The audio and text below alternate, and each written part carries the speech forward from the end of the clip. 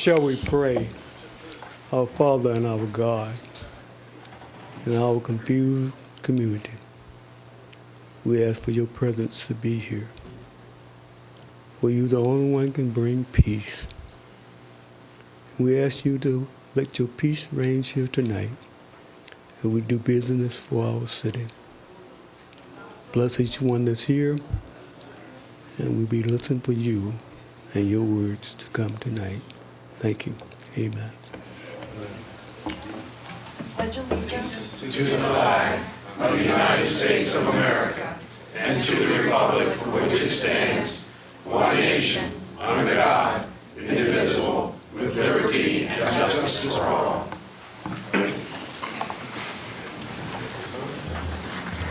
Thank you, gentlemen. You have before you this evening's agenda. Are there any additions or deletions to the agenda?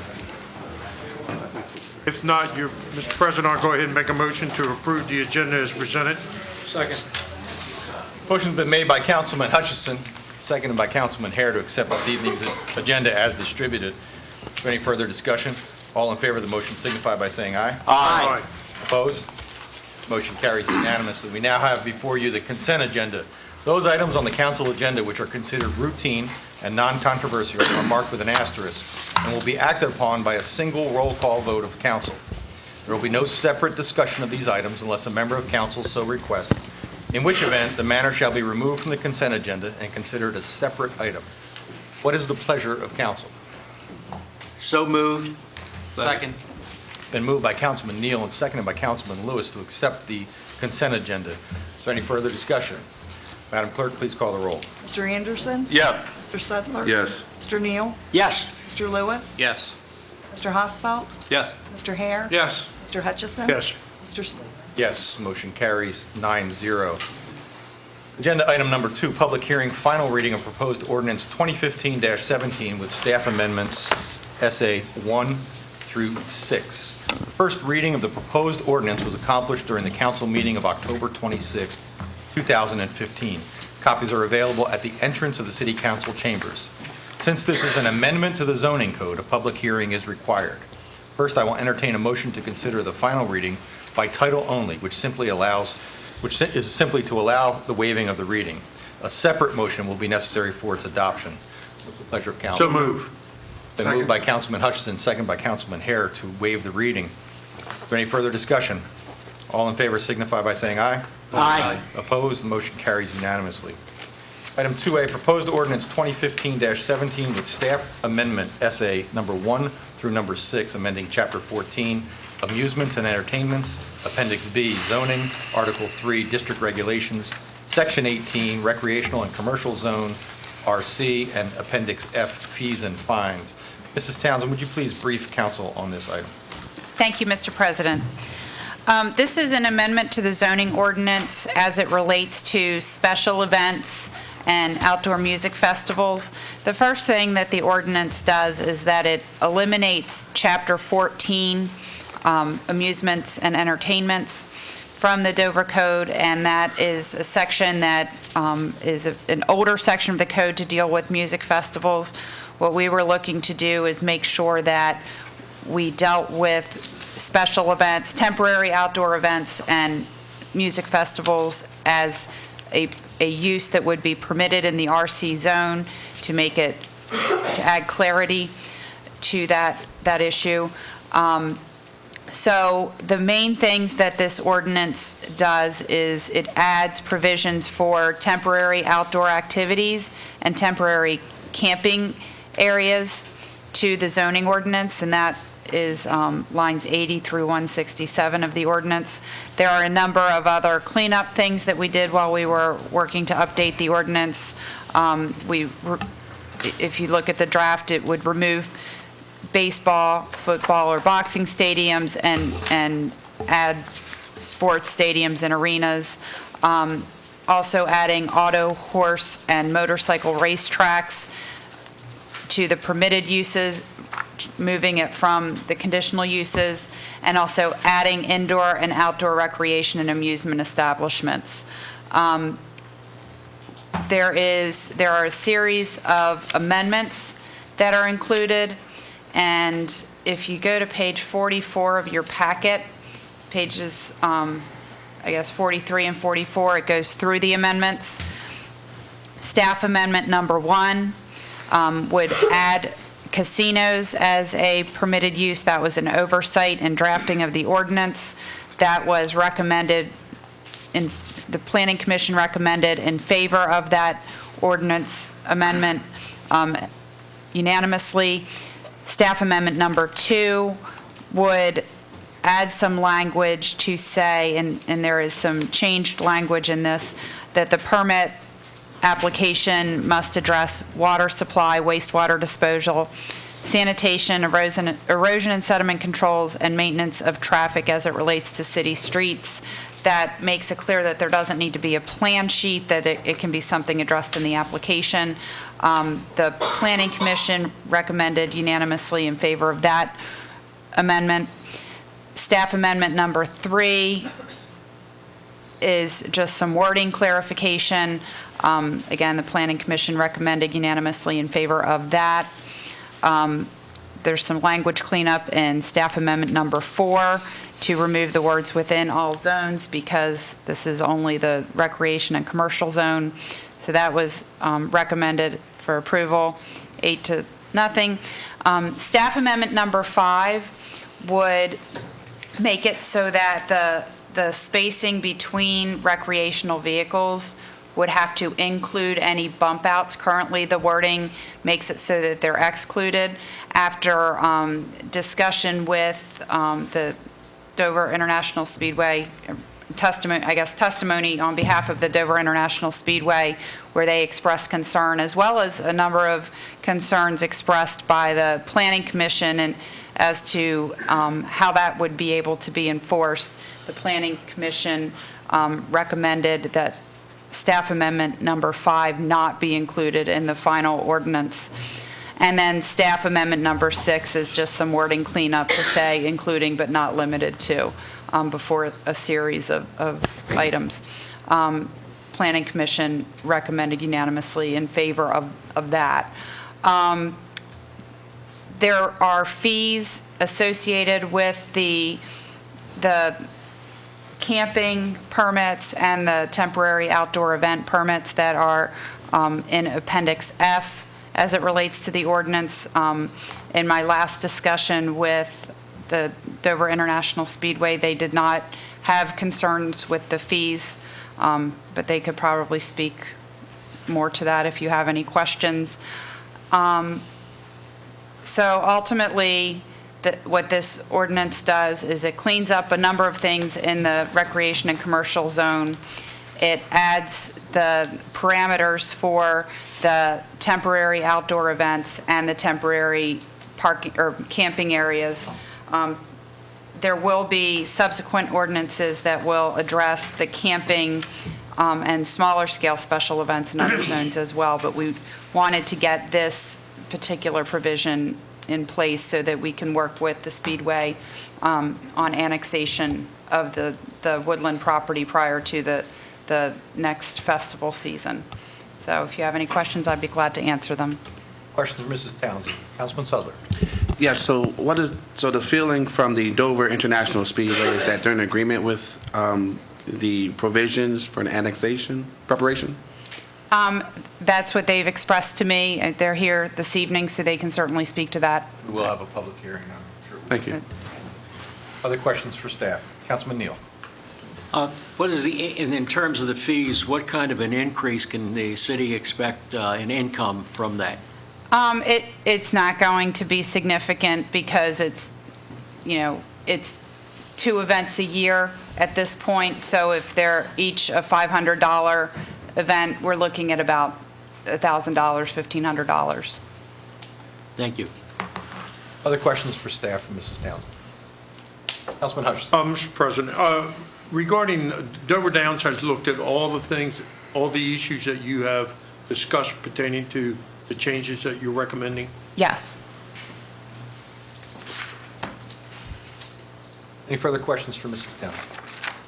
Hearing none, I'm going to declare the public hearing open. Is there anyone who would care to come forward and speak in favor of the proposed amendments? In favor of the proposed amendments? Mr. Moore, if you could state your name. Good evening, Greg Moore from Becker Morgan Group, and I'm here representing Dover International Speedway tonight.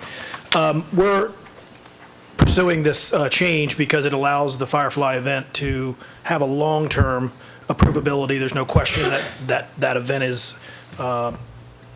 in accordance with the zoning ordinance, which it wasn't quite as clear. So all of the language that is before you, we are generally in favor. The one thing we want to point out, we do want to make sure that we have the right to have temporary water and sewer facilities like showers, bathrooms, et cetera, that are movable around our facility as the event expands and moves. And that includes electric lines that would be on the surface, water lines that would serve these temporary facilities as they move from venue to venue at event to event. And with that clarification, we are fine with the language, and we've had a meeting with Ms. Townsend and Mr. Koenig, and we are in accordance. So I'll be glad to answer any questions if you have any on behalf of Dover Downs. Thank you. Any questions for Mr. Moore? Councilman Anderson. Thank you, Mr. President. Thank you for coming out tonight. Do you have any specific language proposed? When reading it, I didn't see that as a particular problem, but is there a specific language that you would propose that would make you more comfortable? We're comfortable. There was previous language that actually indicated that we would have to provide plans for permanent facilities and facilities, which we took to mean that some of the temporary things we were doing might not be permittable depending upon how you interpret. Since that was put into the application form, as Ms. Townsend said, we're comfortable with that. We just want to make sure that that's clear. So we are comfortable. Mrs. Townsend, do you think how do you interpret it? Are you comfortable that the language is clear, or? Yes, the green, if you look, the green language that's in the table, but also on lines 92 to 95 of the ordinance, that incorporates the results of the discussion that we had with the Speedway. The concern from the Public Works Department was that they wanted to make sure that issues such as water, wastewater, sanitation, and those issues are addressed. So what we said is with the amended language, we will make sure that when we develop the application forms for the outdoor event permit, that it provides the opportunity to answer those questions on the form so that there's no impression that we need to submit a set of plans to address those things. Yeah. We originally interpreted a set of plans, meaning we had to build hard facilities that would sustain year to year, and likely that's not what's going to happen. Likely it's going to continue as it has been with temporary showers, temporary bathrooms. Right. So we didn't want to leave it open to future interpretation, so that's where you got the revised language that I put in. Terrific. Thank you. Thank you. Other questions of Mr. Moore? Thank you, Mr. Moore. Thank you. Is there anyone else who'd like to come forward and speak in favor of the proposed amendments? For anyone who'd like to come forward and speak against the proposed amendments? Against the proposed amendments? I'll declare the public hearing closed. What is the pleasure of council with regard to staff amendment number 1? And according to the table in your packets, staff amendment number 1 adds item H, casinos, and re-letters the subsequent items accordingly. Move to accept staff recommendation. Move adoption. Second. Moved by Councilman Hare and seconded by Councilman Anderson to accept staff recommendation. Is there any further discussion? All in favor signify by saying aye. Aye. Opposed? The motion carries unanimously. What's the pleasure of council with regard to staff amendment number 2? So moved. Accepted. Been moved by Councilman Hutchinson and seconded by Councilman Hare. Is there any further discussion? All those in favor signify by saying aye. Aye. Opposed? Motion carries unanimously. What's the pleasure of council with regard to staff amendment number 3? Move for approval. Second. Been moved by Councilman Hutchinson, seconded by Councilman Hare to move for the approval of staff amendment number 3. Is there any further discussion? All in favor signify by saying aye. Aye. Opposed? Motion carries unanimously. What's the pleasure of council with regard to staff amendment number 4? So moved. Second. Moved by Councilman Neal and seconded by Councilman Lewis. Is there any further discussion on the motion? All those in favor signify by saying aye. Aye. Opposed? Motion carries unanimously. What is the pleasure of council with regard to staff amendment number 5? So moved to accept. Second. Moved by Councilman Hare and seconded by Councilman Lewis. Is there any further discussion? Yes. Councilman Hosfeld. We worked this project with Becker Morgan. We worked it through the fire marshal's office, and after the planning commission hearing testimony from the fire marshal's office voted 8-0 not to approve the staff amendment. I would suggest that we go with the endorsement and the vote of the planning commission on this staff amendment versus siding with our staff. Thank you for the clarification. Planning Commission did in fact vote this down, I would agree with Councilman Hosfeld. but we did put forward a positive motion, which is good, because we don't want to confuse ourselves. So a yes vote on this is, you'll have to state your reason for opposing the Planning Commission vote. A no vote simply upholds the Planning Commission vote. Now, Sorry, clarity again. Clarity. Yes. A no vote would say, A would no define- vote denies the amendment, which is also what the Planning Commission has done. Okay, thank you. Thank you. Councilman Anderson. Thank you, Mr. President.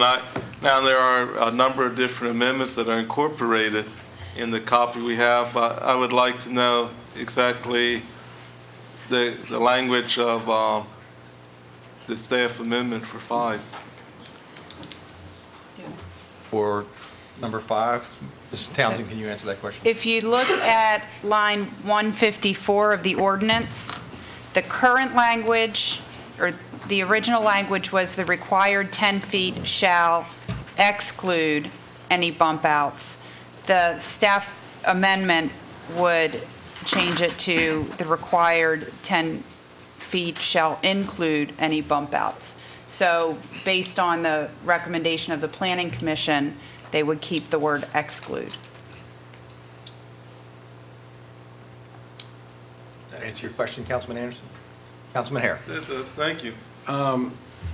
Maybe better if I amend the motion, if the secretary will go along with it, to go with the planning commission recommendation. Isn't that technically a no vote? Correct. It is. To not approve? Correct. In my opinion, I think it'll be easier if we leave it the way it is. Yes vote. You have to state your reason for going against the recommendation from the Planning Commission. A no vote simply upholds the decision of the Planning Commission. Is there any further discussion on this? Councilman Sutherland? No, I think I have some clarity. So we're ready to vote. I'm going to ask for a roll call vote on this. This is a yes vote. You'll have to state your reasons for going against the Planning Commission recommendation. A no vote is simply a no vote, which upholds the Planning Commission recommendation. Madam Clerk, please call the roll. Mr. Anderson? No. Mr. Sedler? No. Mr. Neal? No. Mr. Lewis? No. Mr. Hosfeld? No. Mr. Hare? No. Mr. Hutchison? No. Mr. Sleen? No. Motion fails, 0-8. What's the pleasure of council with regard to staff amendment number 6?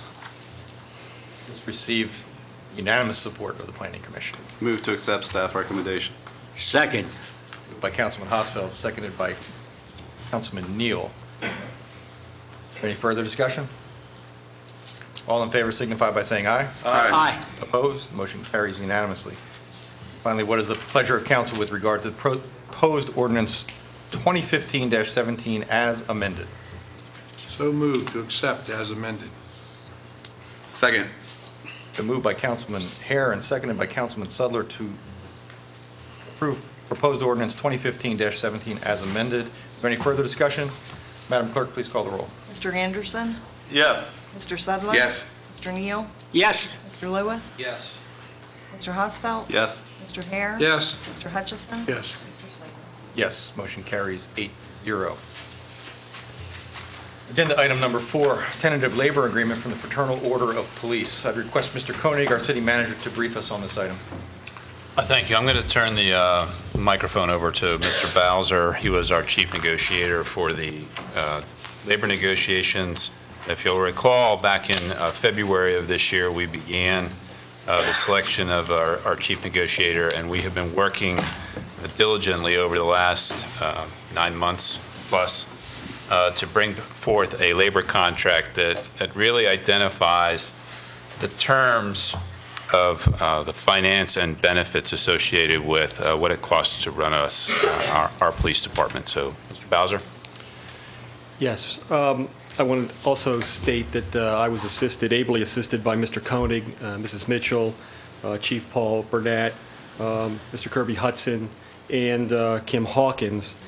And today we're recommending that Council approve the tentative agreement that we have reached with the Fraternal Order of Police for a new collective bargaining agreement and authorize Mr. Koenig to execute a new collective bargaining agreement.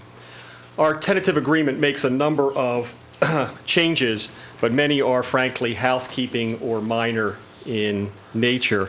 And with your permission, I would highlight the major changes to the agreement, if that's acceptable to Council. Of course, I'll be able to answer questions that Council might have. First of all, with respect to the term of the agreement, it is a 3-year deal which runs from July 1st, 2015 through June 30, 2018. With respect to wages, there is no general across-the-board wage increase through the term of the agreement. The salary scale is, however, adjusted with increases concentrated in the lower ranks and for employees with fewer years of service. These wage changes or salary changes would become effective July 1st, 2015, and will remain constant for the entire term of the agreement. That is, that there is no additional wage increases in the second and the third year of the contract. In addition, a starting salary for new officers out of the police academy is raised to about $50,000. The administration and the chief feel that this will help with recruitment of qualified new officers. On the issue of health care, under the agreement, newly hired officers will pay 20% of their total health care premium instead of the current 15%. Upon retirement, these same officers will have to work for at least 20 years with the city to get health care in their retirement. And those same new police officers that is, the city will not contribute towards the health care for their dependents upon retirement. Another issue is, under the new agreement, an officer who works over 80 hours but under 84 hours over a 2-week period will be paid straight time for these hours rather than time and a half. This would require the chief to expand the current schedule, which is a 12-hour shift, and officers are currently given 4 hours off every 2 weeks to work an 80-hour schedule. If the chief decides to expand that shift to an 84-hour work period, that is of 2 weeks, those extra 4 hours would be paid at straight time. Another major issue of the agreement is, under the agreement, 5 holidays are eliminated and replaced by floating holidays. Employees who work on one of those 5 days that have been eliminated would be paid straight time rather than time and a half. The employees will receive 40 hours of personal leave in lieu of those 5 days to use and schedule as they see fit. Another issue is for physical fitness. All employees in the unit will now be required to take a yearly physical fitness test. And then finally, a residency incentive. All employees who establish residency in the city will receive a $100 incentive payment per year upon showing and proving that they are living in the city. In summary, the negotiating team believes that this is a fair agreement. It's not a perfect, but a fair agreement to both the city and its police officers. We recommend that you approve the tentative agreement negotiated by the team and authorize the city manager to prepare and execute a collective bargaining agreement on the terms agreed to. I do also want to point out that the Fraternal Order of Police has already ratified the tentative agreement. as well. Bowser, just a point of clarification, I believe the residency requirement, you stated it was $100 a year. I think it's $1,000. My mistake. You're correct? correct. You're correct, Mr. President. Are there questions for Mr. Bowser or for Mr. Koenig? Councilman Anderson. Thank you. Mr. Koenig, now there is just so citizens have clarity, there is a provision in the contract which, if you still have handy, I would like to ask that you read it, which basically gives clarity to the policies and procedures of discipline that go to the chief. Is that the paragraph I read to you Yes. earlier? Okay. Thank you. Yeah, under the current contract, it's Article 1.7 called Management, and I'll read it verbatim from the current language because we made no changes. The management of the City of Dover Police Department and the direction of all department personnel, including the right to hire, assign, suspend, transfer, promote, discharge, or discipline for violation of the rules and regulations of the department duly promulgated, providing for such discipline and to maintain the discipline and efficiency of its members, the right to relieve members from assignments for legitimate reasons, the right to determine the manner of operation and to change the methods or processes or to use new equipment, the right to establish schedules, to introduce new or improved methods of operation, and to extend, limit, or curtail its operations is vested exclusively in the police chief. The above statement of management functions shall not be deemed to exclude other functions not listed herein. In no case shall the exercise of the above prerogative of management be in derogation of the terms and conditions of this agreement or of state law. So that is the language that's in the current contract, and that is language that was not discussed during this round of negotiations. Thank you. And I think, Mr. President, that language has the potential to, if applied correctly, to solve some future problems. And I know that there's a review, and I would urge that we make sure that our policies and procedures have explicit language in them to ensure that the excessive use of force that creates serious injury is a dismissible offense. I think that is vital, I think that is important, and I think that is essential to the rule of law as well as the confidence of the citizenry. Thank you. Thank you, Councilman Anderson. Other questions from members of council? Councilman Neal. How does that law affect the state law dealing with the rights for police officers? How does that impact that state law? Are you asking me, Mr. Neal? If you know the answer, yes. If not, I'll direct it to our solicitor. I would say that, in my opinion, that means that the chief has to take state law into consideration when he's considering the impact of policies and procedures. That answer your question, Councilman? Other questions? Councilman Housefield. I have a motion I'd like to make if there's no other comments. I'd like to make a motion that we table any vote on the FOP 15 labor contract until the first meeting in January. We've heard from the community tonight. Emotions are running high. While I think they are two separate things, I don't think a 30-day or 35-day, whatever it turns out to be, is a bad idea. And that would give Chief Burnett, our Human Resources Department, time to vet or see what actions can be taken in regards to Mr. Webster, because I don't know that all those options have been considered at this point. Second. Motion's been made by Councilman Housefield and seconded by Councilman Anderson. Is there further discussion on the motion? Councilman Sudler. It's not necessarily in regards to the motion, but in regards to the discussion, in regards to excessive force, and the police chief having the right to discharge the officer. How would we define excessive force in regards to the right for the police chief to discharge? Would we have to go through a jury again, or would if he found some elements that were present, that he could dismiss them? You know, how can we keep this, what happened recently, from occurring, or having FOP or any type of interruption? So how do we define excessive force so that the police chief would have the right to discharge? That's my question.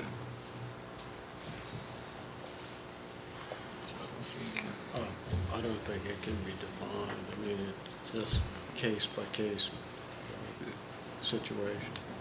So basically, if the police chief had said, I feel as though, for example, the Webster kick, snap kick to the face was excessive force, and he discharges him, would he, I mean, do we have to go through trial with the same procedure that took place, whereas now we're faced with the fact that he could come back and work for the city again? Or what would be there to keep him from coming back and working with the city again? That's my question. Well, I believe it would be a case-by-case decision. I don't think you can define it any better than laying it out as it is. And it's a decision that's going to have to be made basically on each particular case. I don't think it can be defined any more Okay. accurately. Thank you for your honesty. Other questions on the motion? Motion is to table this item until the first meeting in January, which would occur on January the 11th. We'll consider it then. Madam Clerk, please call the roll. Mr. Anderson? Yes. Mr. Sedler? Yes. Mr. Neal? Yes? Mr. Lewis? Yes. Mr. Hosfeld? Yes. Mr. Hare? Yes. Mr. Hutchison? Yes. Mr. Slavin? Yes, motion passes 8-0. Item number 5 is a resolution number 2015-16, proposing that council members and civilian standing committee members act as a committee of the whole on a trial basis. I'll entertain a motion to waive the reading of the resolution. So moved. Moved by Councilman Hare. Is there a second? Second? Second by Councilman Neal. Any further discussion? All in favor signify by saying aye. Aye. Opposed? Motion No. carries. I'm sorry. Anyone wants to say no, they can say no. Sorry. Motion carries 7-1. What's the pleasure of council with regard to resolution number 2015-16? I think we made the motion at Leg and Finn to implement it beginning in January and do it for 2 months and then reevaluate in the first meeting in March how it has gone. Trial basis on the 26th. Trial basis, yes, starting January 11th, ending February. January 26th. 26th, I think. Oh, wait, I thought we were doing it for 2 months. Begins on January 26th. Oh, okay.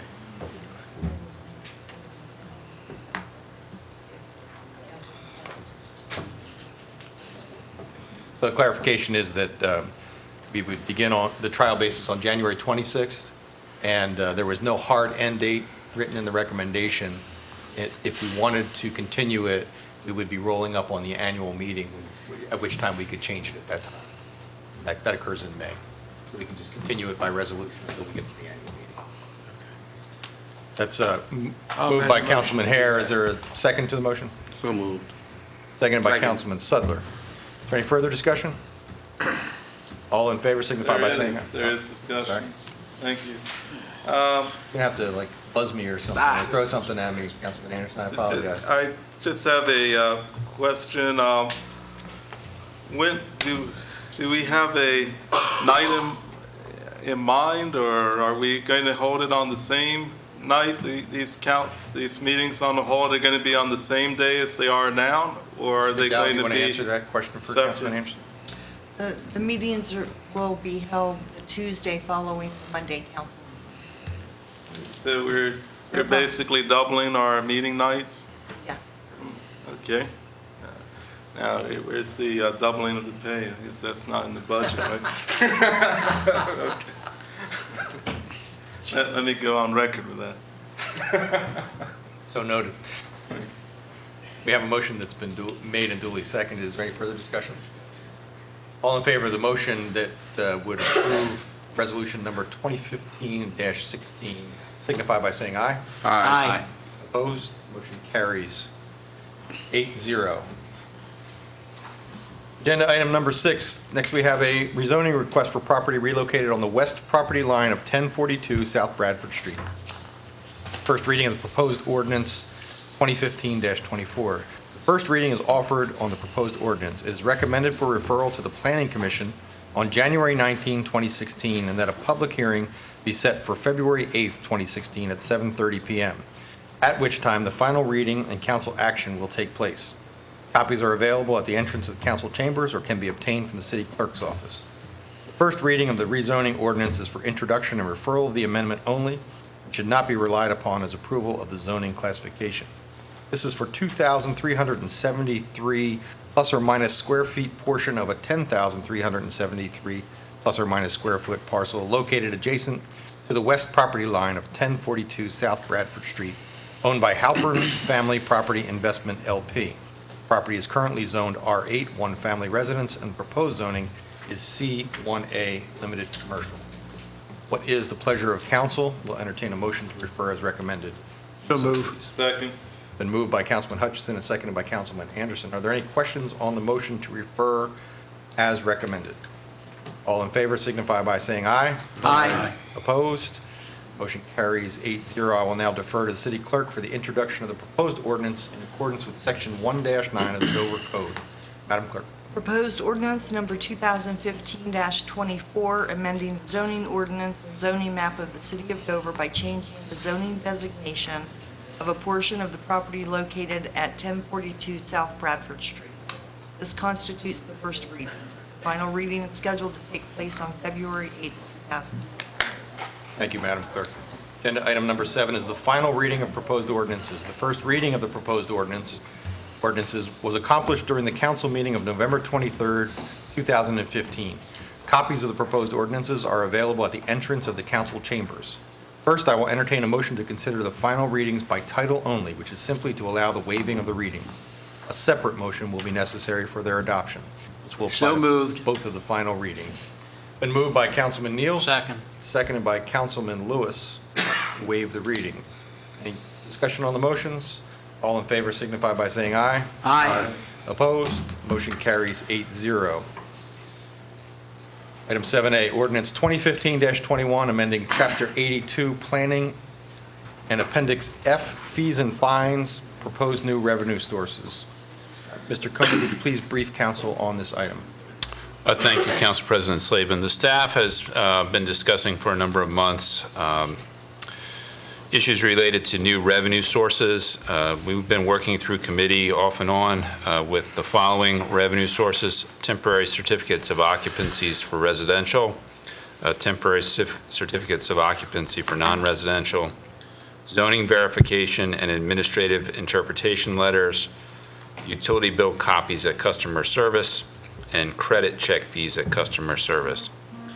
Each of these fees are identified in Appendix F as amended and drafted for tonight, and the estimated value of these fees, if implemented, is approximately $31,760.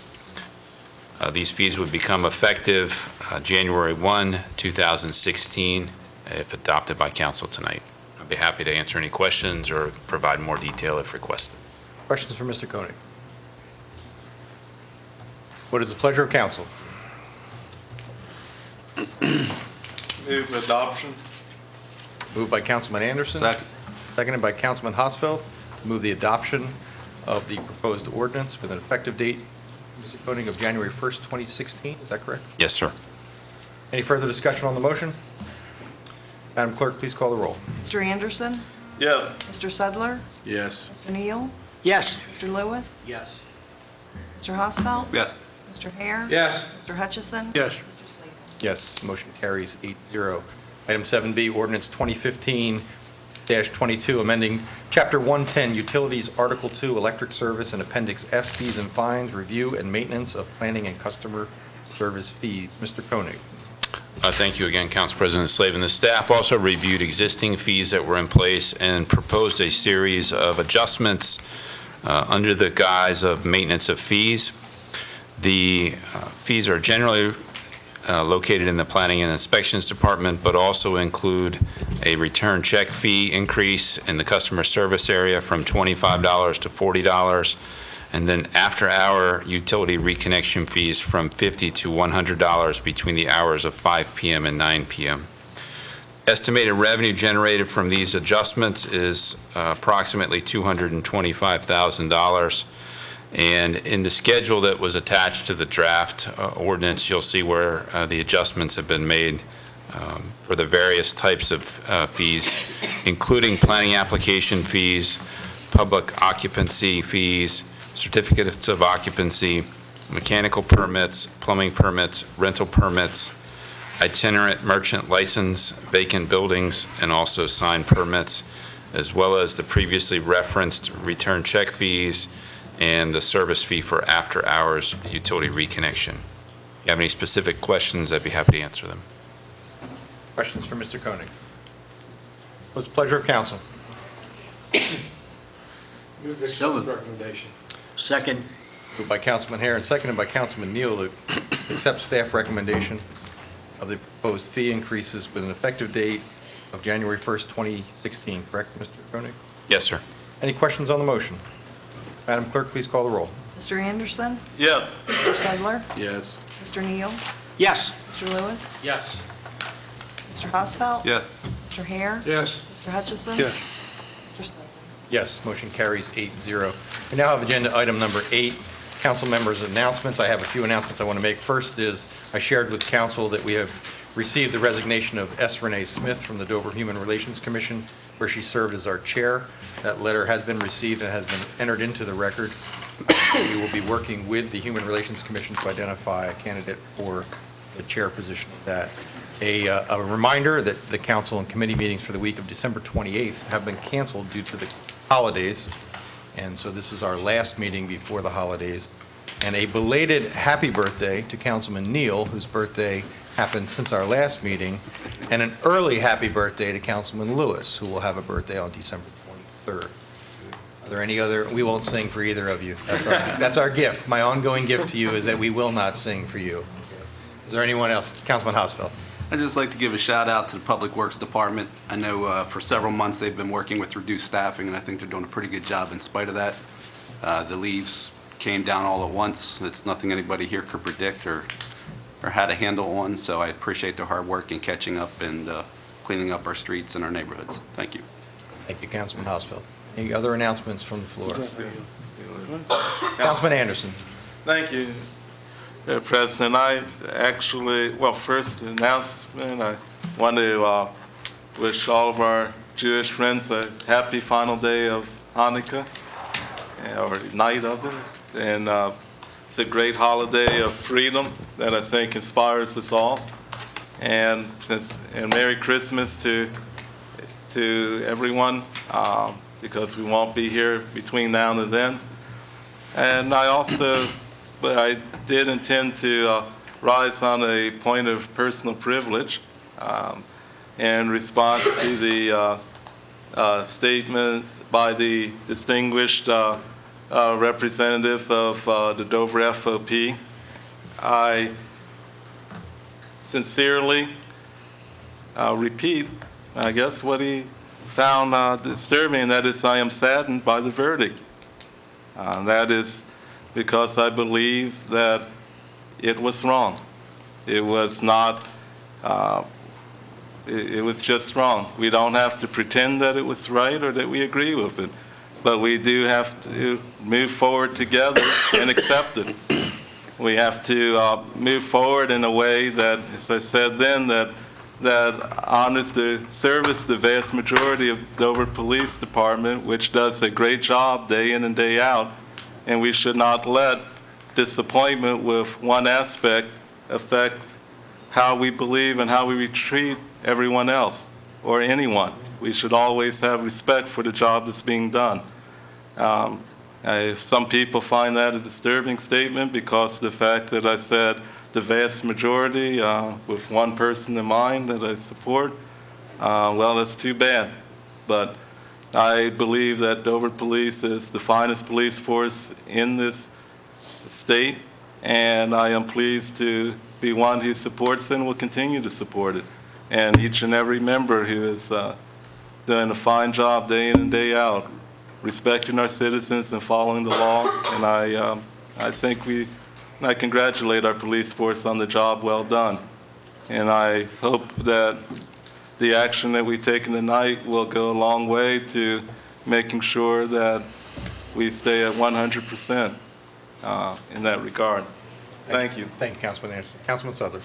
I'd also like to echo what Councilman Anderson has said.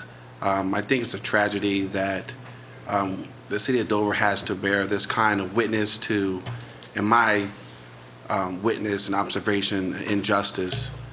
Not only as African American, but as a local legislator, I think that we need to work together on a local level, on the state level, to change some of the Bill of Rights for officers. I think we need to get more power to the police chief, because as police chief, they understand the day in and day out. I don't understand the day in and day out because I'm not a police officer, but the chief understands the day in and the day out. And I think we need to empower the chief of police with that authority to make that decision as the chief that protects and serves our community.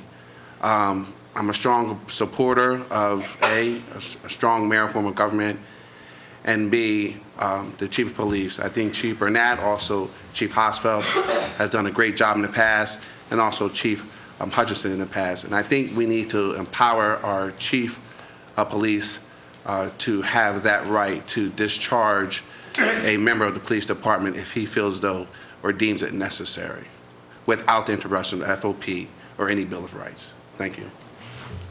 Other announcements from members of council? Seeing none, I'll entertain a motion to adjourn. So moved.